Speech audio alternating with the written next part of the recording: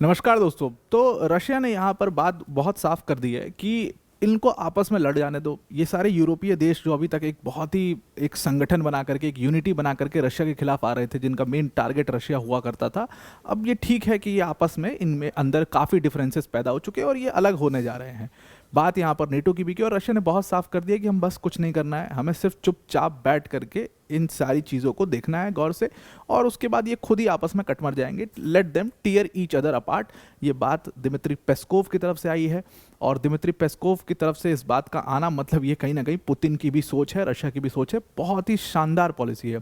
और मैंने पहले भी कहा, मैं इसको बार बार बोल रहा हूँ कि जिस तरीके से रशिया ने ग्रीनलैंड के मामले में, इस सब कुछ के मामले में, इस पूरी वर्ल्ड डायनेमिक्स के चेंज होने के मामले में अभी पिछले कुछ महीनों में एक्ट किया है, वो बहुत ही मैच्योरिटी दिखाता है। वो बहुत ही शानदार रशियन पॉलिसी का मुजाहरा उन्होंने किया है। यूक्रेन में ज़रूर उनसे कुछ कैलकुलेशन मिस्टेक हुई, कुछ गलतियां हुई, उसको एकदम ठीक कर लिया उन्होंने अब। और यहाँ पर उनके पास यूक्रेन को लेकर के एक बहुत ही अपर हैंड अब आ चुका है। आप देखिए, यूक्रेन न्यूज़ से जा चुका है, साइडलाइन हो चुका है। आपको हर जगह पर ग्रीनलैंड की चर्चा दिख रही है, या ईरान की चर्चा कुछ दिन पहले तक दिख रही थी। They have totally wiped off Ukraine from the news. और यही ट्रम्प को करना था और वही चीज़ हो चुकी है। प्रेशर बहुत इमेंस है। इसको पूरा डिटेल में समझने की कोशिश करते हैं। डेवोस में काफ़ी कुछ चल रहा है इस समय पर वीडियो में आगे जाने से पहले एक बड़ी अनाउंसमेंट अनअकैडमी टीम की तरफ से कि अगर आप यूपीएससी सीएससी की प्रिपरेशन कर रहे हैं, prelims is right round the corner, उसके लिए अनअकैडमी रिवीजन टेस्ट सीरीज जो है उसको लॉन्च कर दिया गया 2026। ज़बरदस्त इसमें रिवीजन जो है आपके लिए होगा। इसमें टोटल 8 सब्जेक्ट वाइज टेस्ट हैं, 22 फुल लेंथ टेस्ट है, जिसमें 11 जीएस के, 11 सीसैट के, ओएमआर बेस्ड प्रैक्टिस होगी। एक एक क्वेश्चन जो है वो एजुकेटर्स ने खुद बनाए हैं, और इन क्वेश्चंस का लेवल बिल्कुल यूपीएससी लेवल के बराबर के क्वेश्चंस होंगे। ओएमआर बेस्ड प्रैक्टिस होगी, जिससे आप काफ़ी अच्छा आपका हाथ सेट हो पाएगा, आपको एक आइडिया लग पाएगा, कैलकुलेशन आप टाइम का कर पाएंगे बेटर वे में। और उसके बाद हर टेस्ट के बाद एक आपको एनालिसिस रिपोर्ट मिलती है। इसका प्राइस इस पूरे टेस्ट सीरीज का सिर्फ 1999 है। लिंक हमने डिस्क्रिप्शन में दे दिया, उस पर क्लिक करके आप इसको ज्वाइन कर सकते हैं। तो वर्ल्ड इकोनॉमिक फोरम में हर जगह पर सारी डिस्कशन ग्रीनलैंड के ऊपर ही चल रही है। वर्ल्ड इकोनॉमिक फोरम में आपको पता ही है, काफ़ी बवाल हुआ, काफ़ी डिस्कशंस जो हैं वो ग्रीनलैंड के ऊपर हुई। ट्रंप कोशिश कर रहे हैं कि भाई प्रेशर बने कि ये लोग निगोशिएट करें ग्रीनलैंड को लेकर के। यूरोपीय देश बिल्कुल भी ग्रीनलैंड को लेकर के निगोशिएट नहीं करना चाहते, क्योंकि इनको एक बात समझ में आ चुकी है कि अगर आग यहाँ लगेगी, ये बात एक बहुत शानदार शेर है राहत इंदौरी का कि अगर लगेगी आग तो आएंगे कई घर जद में, एक यहाँ पर सिर्फ हमारा ही मकान थोड़ा ही है।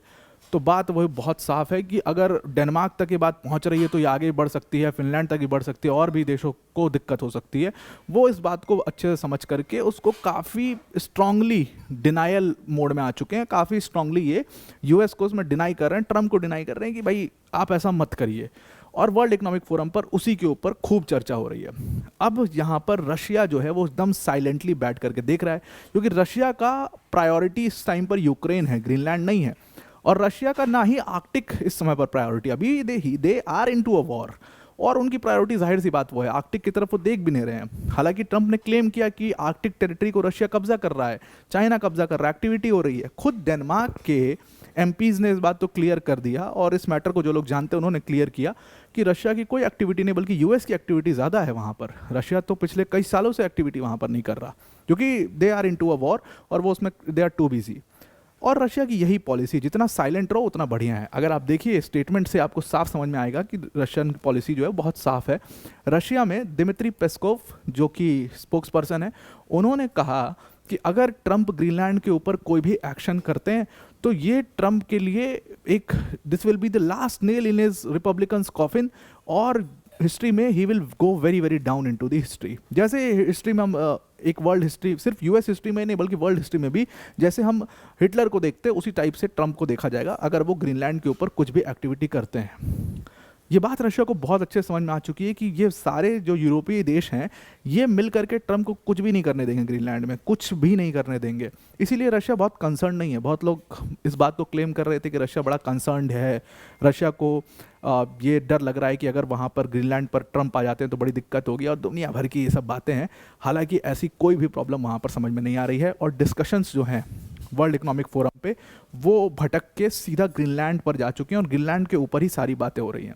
दूसरी तरफ मैक्रोन ये प्रेशर बना रहे हैं कि भाई एसीआई लागू करो, हम रिटेलिएट करते हैं यूएस को, हम डर क्यों रहे हैं, why we are seizing into this, हमें और तगड़ा तौर से रिटेलिएट करना चाहिए। अगर हम रिटेलिएट नहीं करेंगे तो ये आदमी के जो मंसूबे हैं वो और स्ट्रांग होते जाएंगे, और यही रशिया चाहता था। अगर आप देखिए तो स्पोक्स पर्सन दिमित्री पेस्कोव का तो स्टेटमेंट आया ही, दूसरी तरफ और स्टेटमेंट रशिया के स्पेशल एनवॉय थे उनका भी स्टेटमेंट आया। उन्होंने कहा कि रशिया की खासियत और रशिया के लिए एकदम बेस्ट मोमेंट सा है। बेस्ट मोमेंट इसलिए है क्योंकि जो इनकी एकता थी वो टूटने लगी है। बात नेटो की हो रही थी कि नेटो सबसे बड़ा थ्रेट रशिया के लिए ही था। वो पूरा war it started because of NATO, because of increasing boundaries of NATO. अब वहाँ पर नेटो ही अगर नहीं रहेगा तो फिर हमारे लिए कोई थ्रेट नहीं रहेगा। बात सिर्फ नेटो तक ही सीमित नहीं है, बात यूरोपियन यूनियन की भी हो रही है कि अगर इसमें भी डिफरेंसेस आ जाते हैं तो ये सबसे अच्छी बात रशिया चाइना जैसे देशों के लिए होगी, क्योंकि ये सारी जो यूनिटी थी ये इन्हीं के खिलाफ यूज़ होती थी।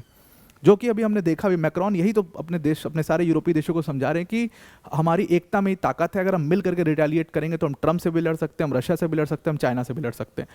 खैर इन यूरोपीय देशों में बहुत सारे ऐसे देश हैं that with they will seize to Trump, उनमें वो ताकत नहीं है कि वो खड़े हो पाएंगे ट्रम्प के खिलाफ। हालांकि मैक्रॉन पूरी गुटबंदी करने की कोशिश वहाँ पर कर रहे हैं। तो इन्होंने किरिल दिमित्रिव ने कहा कि ये जो कोलैप्स है ट्रांस अटलांटिक यूनियन का, ये हमारे लिए सबसे बेस्ट न्यूज़ है जो हमें मिल सकती है, और वही आप अभी होता हुआ देख रहे हो। बल्कि फॉर्मर जो प्रेसिडेंट थे रशिया के, उन्होंने तो बहुत मज़ा ले लिया। उन्होंने कहा कि ट्रम्प का जो पूरा कैंपेन था ना, मेक अमेरिका ग्रेट अगेन, जिसके बल पे वो पूरा यूएस में जीत करके आए थे, मेक अमेरिका ग्रेट अगेन इतना बड़ा कैंपेन है कि उसके आगे किसी देश की सोवरेनिटी भी बिल्कुल एग्जिस्ट नहीं करती। डेनमार्क की सोवरेनिटी का उनको कोई फर्क नहीं पड़ता। और उन्होंने एक इक्वेशन बनाया, उन्होंने कहा कि make America great again is equal to make Denmark small again is equal to make Europe poor again. और उन्होंने कहा कि यही पूरा इक्वेशन है जो इस समय पर चल रहा है, और ये इक्वेशन बहुत ही डेंजरस इक्वेशन है और यही पूरे यूरोप को तोड़ देगा। मतलब मेक अमेरिका ग्रेट अगेन जो है वो हमेशा मेक डेनमार्क स्मॉल अगेन के बराबर है और मेक यूरोप प्योर अगेन के बराबर है। ट्रंप पूरे इन लोग की जो यूनिटी है उसको बर्बाद करके रख देगा। दूसरी तरफ ट्रंप जो है वो काफ़ी क्रिटिसाइज कर रहे हैं। ट्रंप का क्रिटिसिज्म जो है वो यूएस में तो छोड़िए, वो रशिया में भी किसी ने नहीं किया, क्योंकि ट्रंप जो है वहाँ पर रशिया को सपोर्ट कर रहे हैं यूक्रेन के वॉर में। ये बात रशियंस बहुत अच्छे से समझते हैं, सारे रशियन ऑफिशियल्स। तो उन्होंने ग्रीनलैंड के ऊपर बात की, यूरोपीय यूनिटी के ऊपर बात करी, नेटो के ऊपर बात करी, लेकिन ट्रंप को कहीं से भी कोई क्रिटिसिज्म नहीं दिया उन्होंने। ट्रंप को बिल्कुल भी क्रिटिसाइज इन लोगों ने नहीं किया है, और ये अपने आप में बहुत बड़ी बात है कि ट्रंप के खिलाफ एक शब्द भी इन लोगों ने नहीं बोला। और ये साफ करता है कि कहीं ना कहीं ट्रंप जो है वो रशिया को इसमें सपोर्ट कर रहे हैं यूक्रेन के वॉर में, और वो रशियन टर्म्स पर यूक्रेन वॉर को ख़त्म कर देंगे। और इसीलिए आप देखिए कि ट्रंप के खिलाफ कुछ भी नहीं बोला गया इसमें। अब रशिया बहुत खुश इसलिए भी है क्योंकि अभी तक यूक्रेन को जितना सपोर्ट मिल रहा था वो सारे यूरोपीय देश से मिल रहा था, लेकिन आज उनकी प्रायोरिटी बदल चुकी है और बदलती नज़र आ रही है। और नेटो में स्प्लिट होना मतलब डायरेक्ट बेनिफिट टू रशिया है।